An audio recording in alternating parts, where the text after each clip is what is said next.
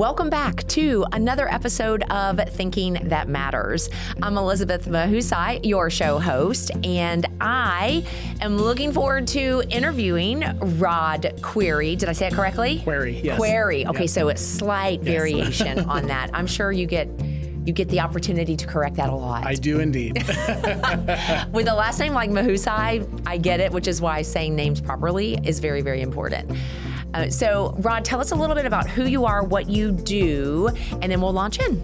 Perfect. Well, first off, thank you for having me today. This is such an honor. I have been in the human resources space for probably 30 years, not necessarily title-wise, but have been in some type of a role. In the last 15 years, have actually helped many organizations. So I started my business, the Arcue Group, and that is the phonetic spelling of my initials, Rod Querry, RQ. That's where that came from. And it happened through a bowling incident with our kids years and years ago. So, but the Arcue Group was really established to work with organizations and help them with their cultures, help them bring their core values off the wall, embed them into the fabric of their business so that what they say they are is who they really are. That's awesome. And I mean, how did you end up getting into HR, human resources to begin with? Like, what drew you to the HR world? Well, first off, I would consider myself a people strategist. Okay. I really love working with people. I have been in ministry, my wife and I, for over 35 years. And so we dealt with people all the time. And in my career, both in ministry and in the public sector, I had the opportunity to work in some organizations that were toxic organizations. I was going to say less than ideal. Less than ideal.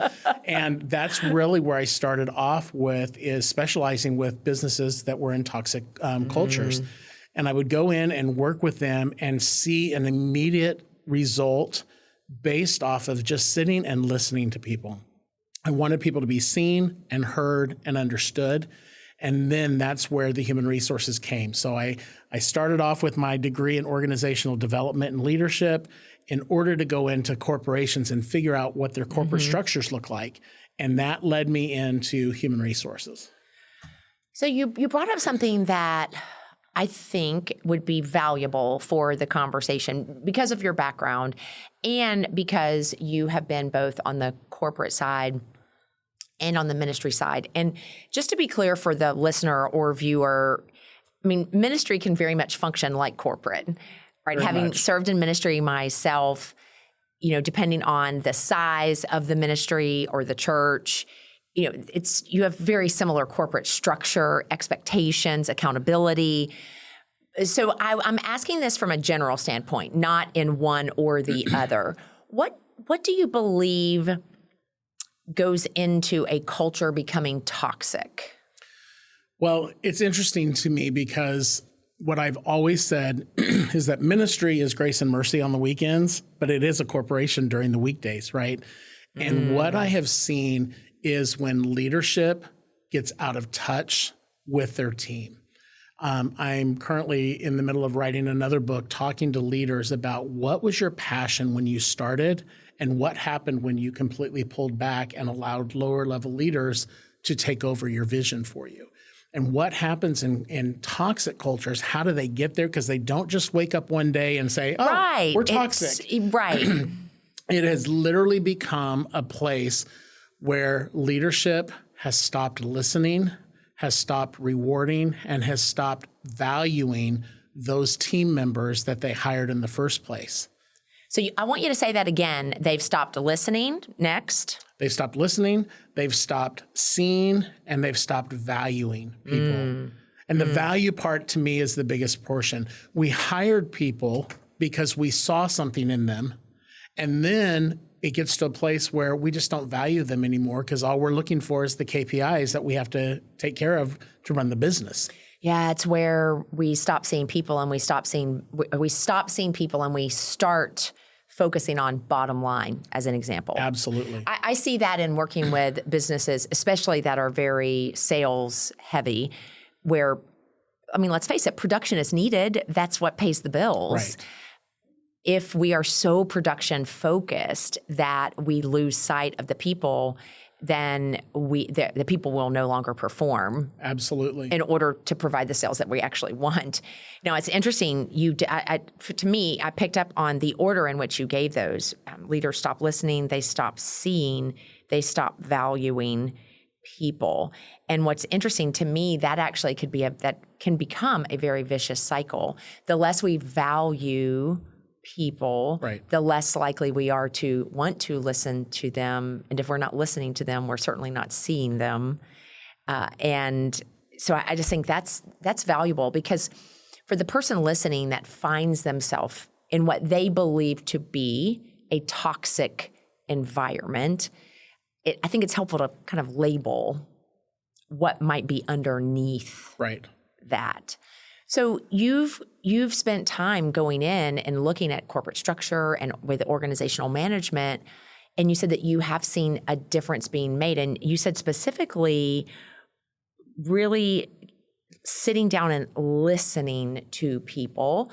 So talk a little bit more about that, your experience in walking into what has become a toxic culture and some key things you've done to help shift the culture. Right. So years ago, I worked for a major financial institution, and they put me into a fulfillment center to do first mortgages. And when I got into that system, I immediately recognized we're in trouble here. And I talked to my boss and I said, tell me what I inherited. What did I walk into? And she said to me, Rod, you have inherited the lowest producing site for our organization in the nation. And I said, then why did you bring me here? And she says, because you have an ability to boost morale and boost productivity. We were at 18% customer satisfaction scores, and we were closing loans 41 days. This was before the mortgage crisis. Okay. The average was 21 days. So double, almost double. Almost double. So what I did is I went out, I sat on the floor with my team. I started to learn about them, not what they did, but about them, about their grandkids' soccer games over the weekend. And then I began to talk to our sales force to find out what the biggest issues were. And literally by sitting, listening, seeing people, and valuing them, within an 18-month period, we went from the least producing site in the nation to the number one producing site. We went from 18% customer satisfaction to 92% customer satisfaction. That's a big jump. We lowered the 41 days to close a loan to 20 days. Wow. And immediately corporate started paying attention, and they called me and said, can you get on some phone calls with us and teach us what you're doing? And ultimately it came down to, who do I have on my floor? Who is working? How can I value them? How can I see them? How can I hear them? And how can I understand them? And that's when productivity changes. That's how you break a toxic work environment, because you have to see where people are, what it is that they're facing, and offer them solutions. But typically what I find is the solutions that I find are literally telling them that they matter. What they are doing is not just the bottom line, but they are making dreams come true for homeowners. And they changed their mindset to where it stopped becoming a job. I called this Sunday night peace. Meaning you go to bed Sunday night and at peace that you're going to go to work on Monday, or something different? I used to tell every one of my team members, if you come to work and you cry all the way to work, and then you leave and you cry all the way home, it's time to find a new job. It's time to find a new career. When you lay down your head at night on Sunday night, you have to have peace that you're walking into a situation that you're going to be able to handle this entire week. I mean, all of us, we go to work because we get a paycheck, right? I mean, ultimately, if somebody's not getting paid, they're not going to be there. I wanted people in every organization that I've walked into to find this piece that I am making a difference on a day-to-day basis, not just hitting the bottom dollar. I can really relate to what you were talking about, the Sunday night piece. I recall before Fred, and for those of you listening that do not know, Fred is my husband, I was already home building a direct sales business so that I could raise our sons. He was still working full time. And every Sunday night, I mean, it was like he went into this just not great place because he did not want to go to the job, and he was getting paid, right? And he knew that what he was doing was valuable as well, but he was in that place of no peace on Sunday. And that's one of the ways that we knew that God was really moving him in a different direction. Right. Something that you also said that caught my attention, we all go to work because we want that paycheck. And I actually believe that this is one of the biggest challenges for entrepreneurs, because bureaucratic time says you go to work, you put in the time, you get a paycheck, right? That's that every 2 weeks or whatever that cycle is. And that's the bureaucratic mindset. The entrepreneurial mindset, you could work hours and hours and hours and hours waiting to get the paycheck. And I think it's one of the biggest challenges of why people quit. Absolutely. Oftentimes before they actually experience the success that they desire. Speak to that for me. Yeah, absolutely. I have learned over my life that people always want to work for themselves. They want their own business until they start it. I think the way I think of it is, in their mind, it sounds really good. I had a friend recently that says, man, flexibility and just freedom. And I thought, well, that is true.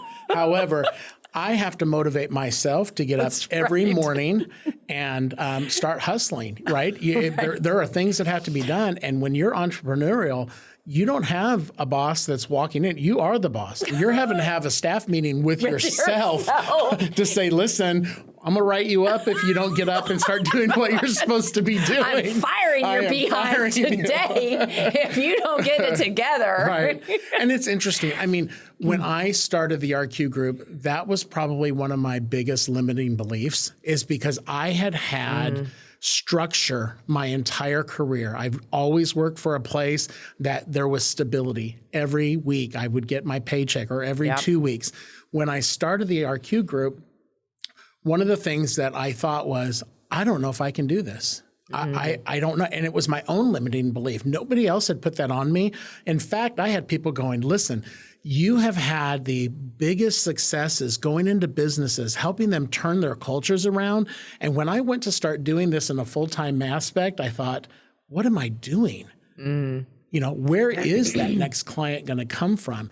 And I had to literally put that out of my mind. I think about your topic of thinking that matters, and it's the thinking, right? It's not the work. I have a huge work ethic. My dad instilled that into me. I will be out the door before 7 a.m. during the week, and I'm busting it to do one-on-ones and networking and doing all those things. But when I lay my head down at night, my thought processes go into, what are you doing? You can't do this. How come you're doing this? You're not good enough to do this. And I have to take those, like the Bible says, take those thoughts in captive. They have to be captured, because if I allow my mind to go there, my business suffers.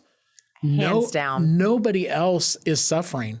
It's me that's like throwing those thoughts in there. So I have to get up every day and start my day by saying, I can do this. I know what I'm doing. And I do this without pride or an ego, but I have to say, I'm an expert at this. Yes. And people need what I have. They need to see from an outside perspective that what they're doing in their business needs help, because they're not living out their culture the way they intended to.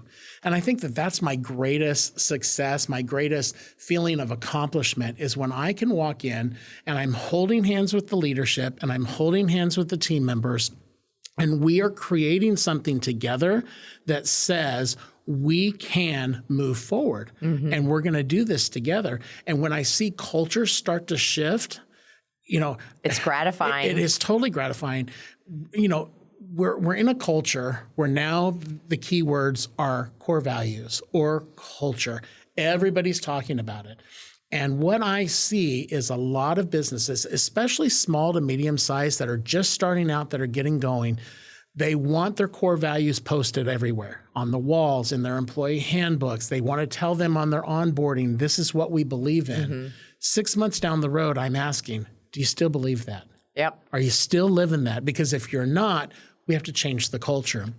And most of the time, what I find is CEOs and leadership and senior leadership, they step aside from that because they get focused on something completely different. I agree. I think that's a really good call out. Well, there's a lot of things that you just said that I want to a couple of things I want to highlight, but I'm going to stick to this just for a moment, because even when I'm coaching executives, and I have copies of their vision, their values, their mission, their things that are culturally important, and we'll be talking about or working through some issue or topic, and I'm like, how do you filter that decision through your vision? How do you filter that through your core values? How does that align with what you say here? And similar thing, oftentimes it's like, oh, I haven't thought about that. I probably should review that, or go back and look at that. So I agree. I think that's an important piece.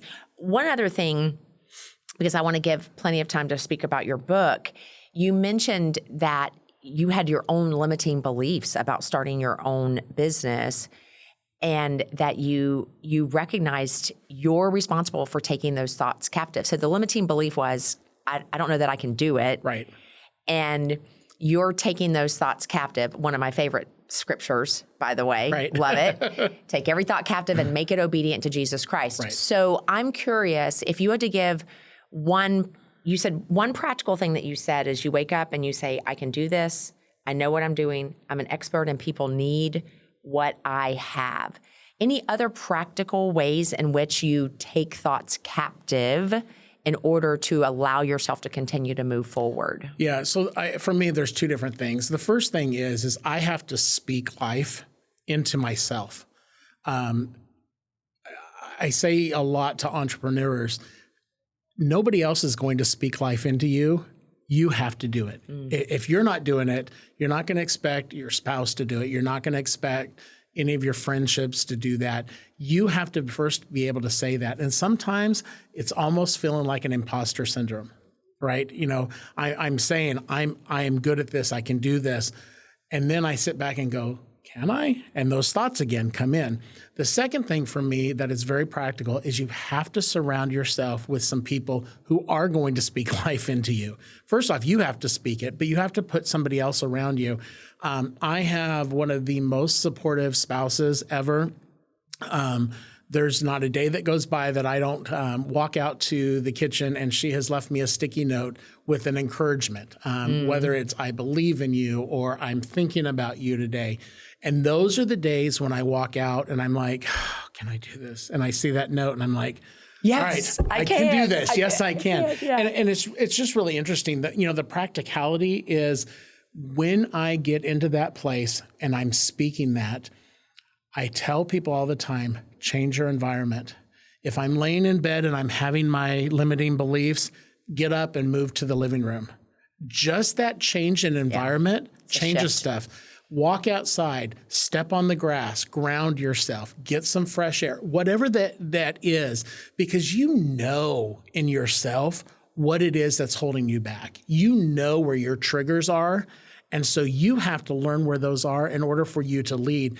And if you can't lead yourself, you're never going to lead an organization. Yeah, that's so true. So I feel like that's a good launching place for you to help us understand what led you to write Each Day is a Gift, which is your book. I'm just going to hold it up for the wide shot here. So tell me about how you got to the book. So first off, I will tell you, I never intended to be an author. Again, a limiting belief. This started out as a journey to journal, to get myself out of a bad place, to be quite honest with you. I had been in a situation for almost 14 months and things weren't changing. Every place I turned to, it seemed like there was one more kick, one more punch in the gut. And I just began to think, how do I get myself out of this? And I couldn't figure out anything. So leading up to last December, that's when I started writing the book, I was journaling on social media once a day leading up to Thanksgiving. And I was just telling people, things to be grateful for. having a hard time believing it, but I'm writing it. Right. Very cathartic in doing that. And I went to lunch one day. I came back and I'm sitting in my vehicle and dreading walking back into the office, to be quite honest. And I was having a moment sitting there thinking, I can't do this. I can't do all those thoughts. And all of a sudden this thought hit me. You know, every day is a gift. Why don't you turn all of those things that you're feeling into a daily gift? And in December, you're going to give that gift away. So it started out as day one, December 1, writing the first journal, which was literally something I posted on social media. I created a gift that was the gift of a gift of gratitude. Sorry, I was trying to think what the first one was. The gift of gratitude, because I thought if you can't be grateful, you're never going to get through this. You've got to find things to be grateful for. So I began to put together 31 days of what a gift would be that I could either give to myself or give to somebody else. And I posted it on social media. And midway through the month, somebody said, you know what, you really should turn this into a book and you should tell your story about what led to each one of these gifts. Whether it was a gift of forgiveness, a gift of peace, a gift of boundaries, whatever it was that you were dealing with. And that's how this started. So at the end of December, I sat down, I started writing the chapters, finished it in about a week and a half, which was not something that I had ever intended to do. But by the time I finished the book, Elizabeth, I almost get emotional telling it because it became a gift of hope for people. People that could see themselves walking through similar things that I was walking through. And one thing people get to know about me is I'm just very upfront. I'm very honest. I'm very forthright. I don't hold a lot back. And so I would tell stories of what I was dealing with, whether it was in that specific day or a story that had happened years ago. So in my chapter about the gift of forgiveness, I actually tell a story of a family situation where I had to put boundaries around a family member in order to move forward. And I thought, do I tell this? Because if I tell this, you're putting it out there. Does it bring up more things? And the number of people that have messaged me and have said, wow, I'm dealing with that exact same thing and I didn't know what to do. That's what it became, is it became a gift about hope that 31 days, whether you did it one day at a time, and I have several people that say, I can't put the book down, I just read straight all the way through. Or if you do it one day at a time, it helps them to get through that specific day. Yeah, I love that. And, you know, and I love short chapter books, which obviously in this case are their days. And, you know, because I mean, truly, if someone did want to do it each day, they're probably going to spend 4 to 5 minutes reading tops. And it's an opportunity for them to be encouraged and to find hope in the midst of it. And so ultimately, now that you actually have a book, you didn't intend to be an author, but you are an author. How does that feel? It's amazing. And actually, I feel like the bug has bit. I was recently at a workshop and the speaker spoke. And as she was speaking, this idea just kept coming in. And I immediately pulled out my notepad and I just started taking notes. And I'm like, that's my next book. And it was about how people need to belong to something and how they need to matter. And I thought, boy, that's right up my alley. So what started as just a simple journaling thing turned into something bigger. I have a book prior to this that I wrote a couple of years ago on HR. And it's called Navigating the High Seas. I took the top 20 issues that companies face, and I turned it kind of into a fun book about a pirate on a pirate ship, and this is what they're seeing at sea. And it just became kind of a fun thing. Here's some practical things. Here's some things you can do in your office, games, things like that. And that was, I didn't feel like an author, for that matter, if that makes sense. I wrote the book, but it was more of a manual to help somebody. When I wrote this, it shifted for me, because I really felt like I have something in me that it's very practical. I can walk through this and I can help others. And one of the things that's happened with this book, when I posted every day, I put a song to it. And so in the book, I actually list the songs. I've had people now that have created their Spotify playlists based on those songs. So they have 31 days of songs that can encourage them. And they would say, well, why did you pick that song? Well, I've been involved in music most of my life. That was part of my ministry careers. I was a music pastor for about 25, 30 years. And as I would write, a lyric would pop into my head. And I'm like, I'm going to tie that to this. I'm going to tie that to here. Something about being strong, something about having hope, something about what peace feels like. And so that's been kind of an extra bonus. I love that. And also knowing that a big portion of your ministry was music. I grew up in small Southern Baptist churches where music was such an important part. Of course, first, second, fourth, right? Of the hymn. The Or I was joking with Fred the other day. We were talking about at church on Sunday. They broke into the classic. There's just something about that name, Jesus. And I was saying to Fred about, that used to be the special music, like the music that's sang after the offering is collected before the preaching begins, like the special music. And so I was kind of having fun with that. But to this day, often those old hymns God will bring them to my mind. Have thine own way, Lord. When I'm struggling to release control, or I want to be in control, and when peace like a river, just thinking about when you were saying the peace, so many of those old hymns will come to the forefront of my mind, and they bring such solace and centering where that's concerned. So I just... When I was writing this, almost a daily thing was, be still and know that I am God. And I would sit there and I would go, whew, wow, okay, I'll be still in all this. And it was songs like that brought me out. Again, we were talking about how it started.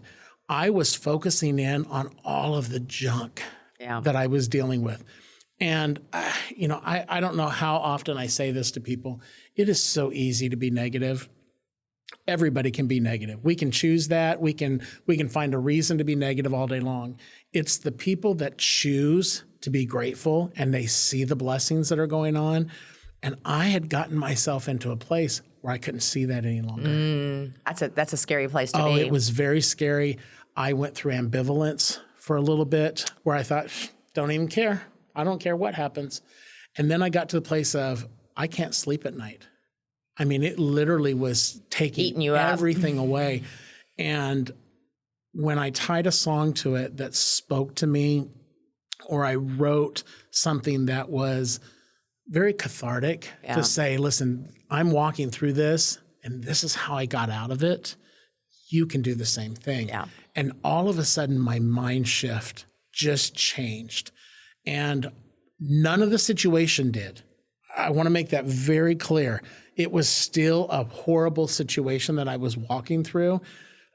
I had shared with a couple of very, very close friends what I was walking through, and they would say, man, I can't believe that you're still standing. I can't believe that this. I can't believe, any of those things. And I kept thinking, well, something's going to change. There's going to be a snap or a light bulb moment, and that never happened. But what happened is it happened in my thinking. Yeah. Totally happened to my thinking that I thought, you know what? I can be grateful. All right. So I want you to tie that as we begin to round this out, because for not everyone listening has a faith connection, right? It doesn't necessarily resonate with everyone. But I am unapologetic in my faith-led, faith-based thought process and focus. If you were to articulate how faith has played a role, right, getting you to where you are and getting you through that season where things weren't changing, but God I'll just leave it at that. So speak to the faith piece of that.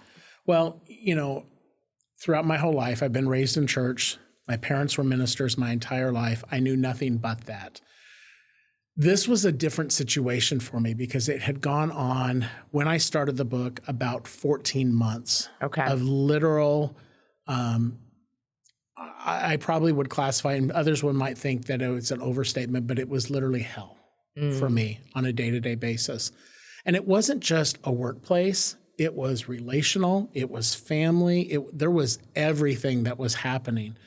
And what I had to be pointed back to, and my wife helped me a lot in this, was, Rod, we've walked through things before, and God has always taken care of us.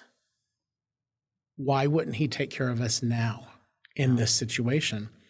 And then my dad used to have a statement that he would say all the time. Growing up, as I remember as young as maybe 5 or 6 years old, that he would say this, and he would say, Rod, God is, well, actually, he would say, Rodney.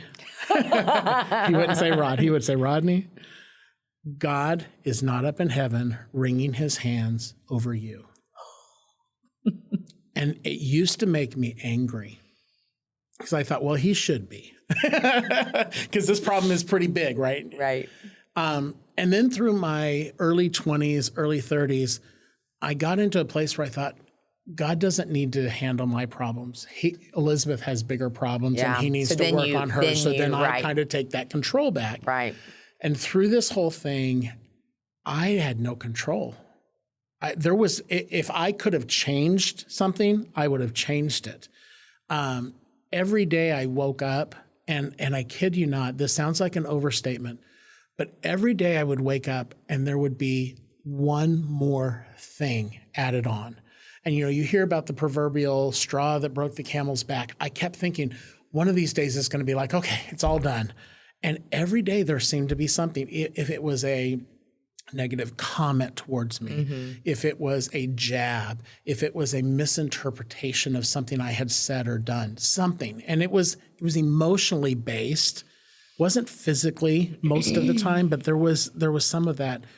And through that whole point in my life, I had to keep pointing back to, God's not wringing his hands up in heaven over me. He knows what I'm walking through, and he, in his timing, which is never my timing. It's rarely any of our timing. But he'll allow this to work it out. And I remember used to saying, God, how are you going to work this for my good? How are you going to turn this situation into something? And that's what this was. I love it. Because in the midst of it, I began to say, okay, God is faithful. God is going to take care of the situation. Now, has it all changed? No. I still am working through things, and I'm still kind of journaling to get past these things. And I'm talking with some counselors, that are helping me to focus and frame things. But my faith is what has pulled me through this. I love that. And I think it is an important, it goes back to something that you said very early on about the importance of recognizing what you're thinking. And just in the course of what you just shared, I thought important the verb tense that you used as you referenced God. You didn't say God was faithful, although we do know him to be faithful from a past tense standpoint. You said God is faithful. Right. And, it's that in this present tense, in this present circumstance, in this present difficulty or challenge or whatever it is, he is faithful. And of course, then we have plenty of scripture that will also add the future, of that. He will be for all of eternity faithful. But I think it is important how we think about God, that he is present in the moment. Right. And to your point of how he works things, even when we look at God works all things together for our good, it's all encompassing. Right. There's so many really cool pieces to that. And I'm grateful for the fact that you were obedient to write the book, to have it available. So tell the listener or viewer how they can get a copy of the book. Yeah, so you can actually go on to Amazon, type in Each Day is a Gift, Rod Querry, it pulls up. It's just, that's where it's at. If you're local and you see me at one of our networking events, I carry them with me. It's been just a wonderful process for me to write it and to have it available for them, but it's through Amazon. Oh, I love it. And we'll make sure to include a link to the book in the show notes, so you'll be able to find it there as well. I ask every guest why they believe it's important to cultivate thinking that matters. How would you respond to that? I would actually say that your thinking just shapes everything about you. It shapes your family life. It shapes your financial life. It shapes your spiritual life if you are a faith believer. It shapes your friendships. It shapes your business. When you start out with whatever it is, whatever you're creating, foundationally or any of those things, your thinking is what's going to launch you into something. And if you don't have a great foundation based off of what you think and how you think, you're never going to be able to build something. This is one of the things that I do with my fractional human resources, because when I walk into working with clients, some of them just starting up, some of them that have been in business for a few years, some that have been in business for 17 years. It doesn't matter. It doesn't matter the industry. I always go back to the foundation. Where did you come up with your core values? Where did you come up with your culture? And that, to me, is the basis. It has to have a foundation. Otherwise, you're never going to be able to build on it. And so that's really where that comes from for me. I love it. Well, I am so grateful to have had you in the studio. And just a couple of things that stand out to me. You talked about how do you shift a toxic culture? You start listening, you start seeing, you start valuing people. Right. And that makes such a huge difference. And then as it relates to your book, it's recognizing that God can use whatever it is that you're going through to bring hope to others. Right. And you chose to write it down and to go through the process of getting it published. And as a fellow author, I know that it is a labor of love. And yes, you do get bit with the bug. Yes, for sure. And I have no doubt you'll have many other books that come as a result of it. So thank you so much, Rod. I appreciate you being on the show. And thank you, listener. Be sure to subscribe. Leave us a review. That helps us to extend our reach. And also tag someone who would be encouraged to hear Rod's story, or possibly you've heard them talk about being in a toxic culture and they want a practical way that they themselves can be a difference maker in shifting it. I'm Elizabeth Mahusai, and I look forward to seeing you back here for another episode of Thinking That Matters.